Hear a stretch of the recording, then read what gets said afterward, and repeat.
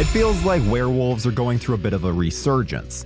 It may not be as crazy as, say, slashers in the early 80s or zombie films in the 2000s, but it's hard to deny. From The Beast Within, Werewolves Within, to The Wolfman, lycanthropic endeavors seem on the rise.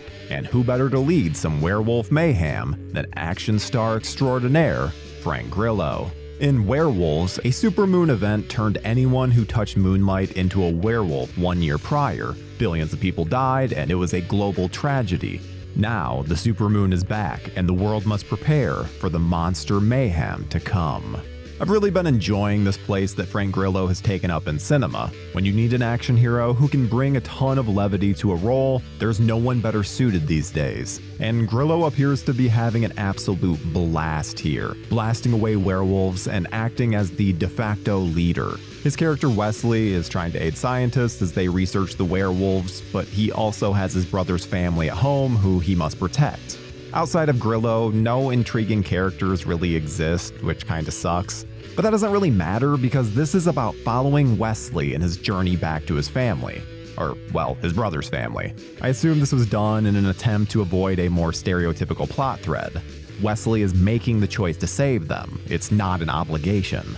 What starts as an event that the government is hoping to study and learn from becomes a fight for survival as they quickly learn that they're no match for these werewolves. There are some interesting ideas like Katrina Law's scientist character being in love with one of the werewolves, or the group of civilians that they use to test the effects of the full moon. But neither of these concepts is really developed to a satisfying conclusion. They're more just elements that get kinda lost once the story gets going.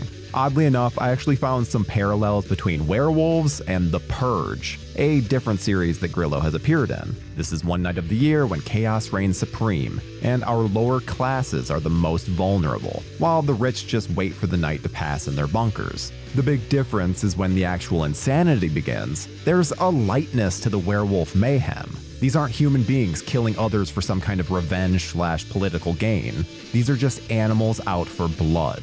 One of the most satisfying elements of werewolves is the practical effects. There's nothing worse than a fun werewolf story getting brought down by CGI monstrosities. And even practical can be a hard line to walk, as they have to be shot correctly to still maintain any sense of realism.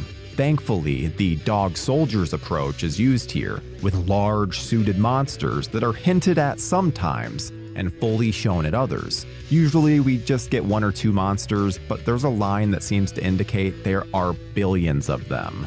Obviously we don't see them nearly to that scale, but it's clear that nearly every inch of Earth walks a lycanthrope. There are so many different werewolves that I lost track of all the different designs. A good problem to have. Director Stephen C. Miller feels like he's leveled up with his filmmaking, shooting a very tight and well-paced action flick. He's really able to stretch a dollar and put it all in the frame. I was consistently impressed with how large-scale the story got, while never feeling overly hampered by its lack of money. This was a perfect balancing act of an indie film trying for a larger scope and scale, and it never lets its low budget hamper its main mission: to entertain. Whether it's limbs being ripped off, a massive Gatling gun, or a racist neighbor clearly set up to be a shithead, the name of the game is fun. I had an absolute blast with Werewolves, to the point where I was grinning ear to ear throughout the duration. Werewolves have always gotten the short end of the stick, yet this finally feels like they're getting their due. They're prominently featured and never treated as a joke, giving us some fantastic visuals. This is still very much an indie film, so don't go in expecting a $100 million blockbuster. But that doesn't mean you won't have blockbuster levels of fun. This reminded me how much I love those big bad moon/dog soldier style creatures, and I hope this results in more of them. Because Werewolves is one hell of a ride, which is why I'm giving Werewolves an 8 out of 10.